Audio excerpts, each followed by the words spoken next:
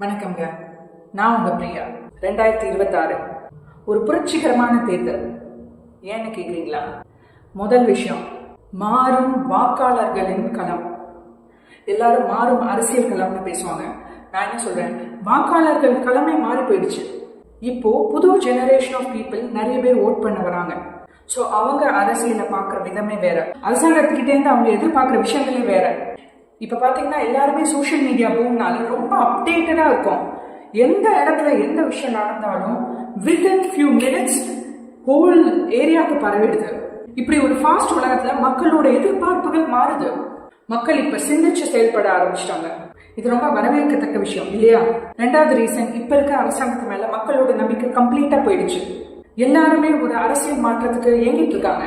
இதுக்கு 2026 கண்டிப்பா பதில் சொல்லும். மூணாவது, மக்கள் தனக்கான தலைவருக்கான தேடல்ல இறங்கிட்டாங்க. எல்லாருக்குமே தமிழ்நாடு ஒரு நல்ல தலைவர்கிட்ட இருக்கணும். சோ எல்லா மக்களுமே அதை நோக்கி சிந்திக்க ஆரம்பிச்சிட்டாங்க. சோ 2026 ஒரு புரட்சிகரமான தேர்தல். கரெக்ட் தானுங்க?